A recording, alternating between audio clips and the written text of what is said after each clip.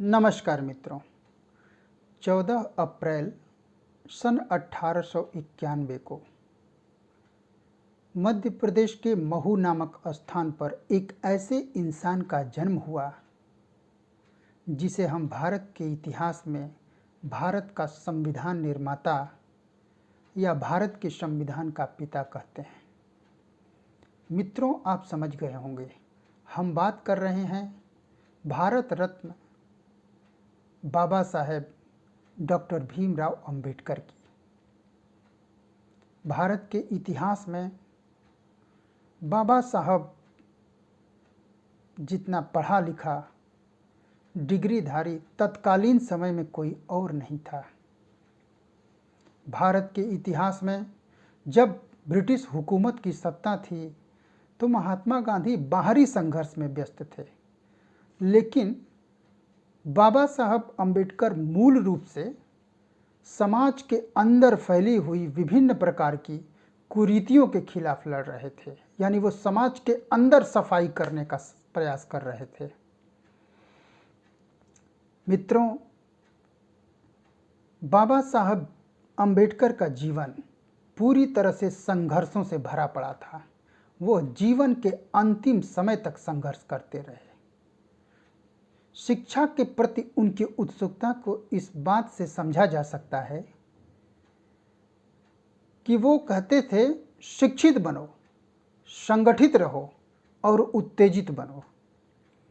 उत्तेजित कहने का आशय आक्रामक व्यवहार की बात नहीं है, बल्कि इसमें शिक्षा और अपने अधिकारों के प्रति जागरूक रहने की बात और उसमें उत्तेजित रहने की बात की जा रही है।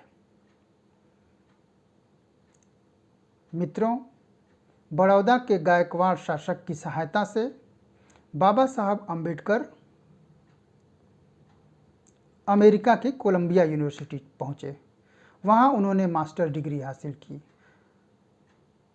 इसी तरह उन्होंने विभिन्न प्रकार की डिग्रियां, चाहे दर्शन का क्षेत्र हो, अर्थव्यवस्था का क्षेत्र हो, राजनीति शास्त्र हो या शैक्षिक सामाजिक शास्त्र हो, उन्होंने विभिन्न प्रकार की डिग्रियां हासिल की।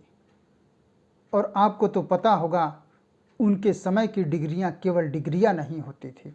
बाबा साहब अंबेडकर इन समस्त विषयों के मर्मज्ञ विद्वान थे। यही कारण है कि जब भारत आज़ाद हुआ तो 1947 में उन्हें कानून मंत्री जैसा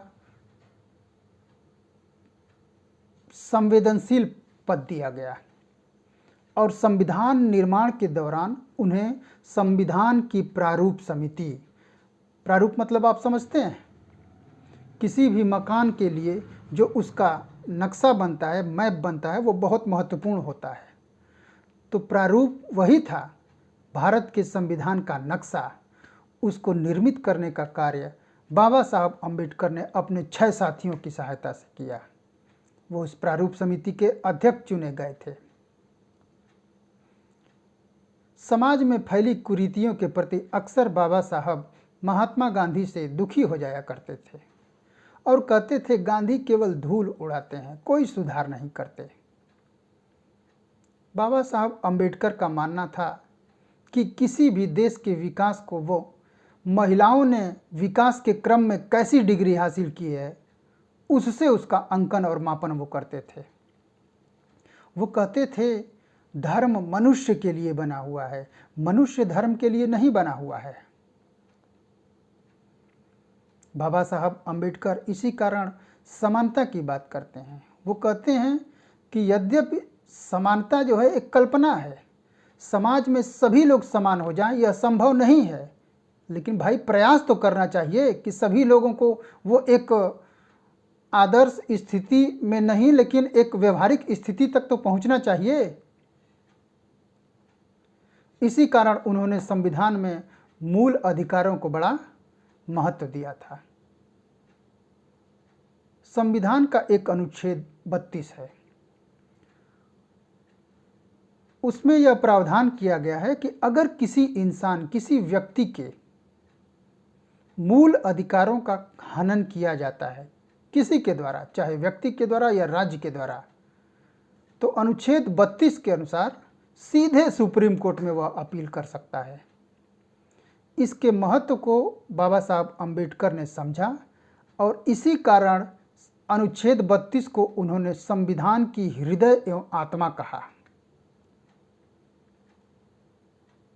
बाबा साहब अम्बेडकर कहते थे कि अगर यह संविधान विफल हो जाता है तो इसका मतलब ये नहीं है कि यह संविधान गलत लिखा हुआ है या संविधान में त्रुटि है, बल्कि त्रुटि उसको लागू करने वाले और उसका पालन करने वालों में है। 1951 में समस्त पदों से उन्होंने त्यागपत्र दे दिया और त्यागपत्र देने के बाद अपने 20,000 अनुयायियों के साथ वो बौद्ध धर्म में शामिल हो जाते हैं, क्योंकि वो हिंदू समाज में फैली कुरीतियों से पीड़ित और आहत थे। इसी क्रम में 1956 में उन्हें महापरिनिर्वाण की प्राप्ति हो गई और भारत ने अपने एक ऐसे विद्वान सपूत को खो दिया जो संभव है कुछ वर्ष और जीता तो भारत के समाज की दशा और दिशा कुछ और होती। आज हमारे पिछड़े और दलित समाज में बाबा साहब अम्बेडकर के पद चिन्हों पे चलने वालों का अभाव है। बाबा साहब अम्बेडकर जिन समस्याओं को लेकर लड़े थे, काफ़ी हद तक वो समस्याएं अभी भी बनी हुई हैं। उन समस्याओं से निजात दिलाने के लिए हमारे समाज के ऐसे लोगों को यह सोचना चाहिए कि परिस्थिति कितनी भी विकट क्यों न हो, अगर वो सुधार पे आमादा हो जाएं तो निश्चित रूप से सुधार किया जा सकता है। शिक्षा, स्वच्छता बाबा साहब अम्बेडकर के जीवन के मूल आधार और स्तंभ थे। मित्रों, हम जिस इंसान के ऊपर चर्चा कर रहे हैं वो ऐसा इंसान है जिसका पूरा जीवन कुछ न कुछ हमें शिक्षा देता ही रहता है। बाबा साहब अम्बेडकर किसी जाति विशेष या वर्ग विशेष के नहीं हैं, वो पूरे भारत के हैं और उनसे पूरे भारत के लोगों को सीख लेनी चाहिए। संविधान को उन्होंने जिस मंशा और जिस आत्मा के अंदर से निकाला था,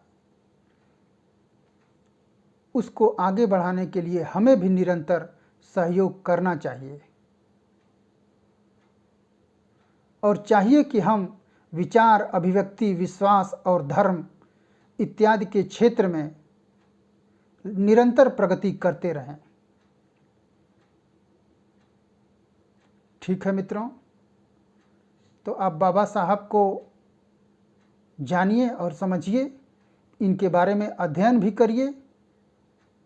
ये तो एक छोटा सा व्याख्यान था जो सूरज को दीपक दिखाने के बराबर था। हमारी आपकी औकात नहीं कि हम बाबा साहब अम्बेडकर के व्यक्तित्व का वर्णन कर सकें,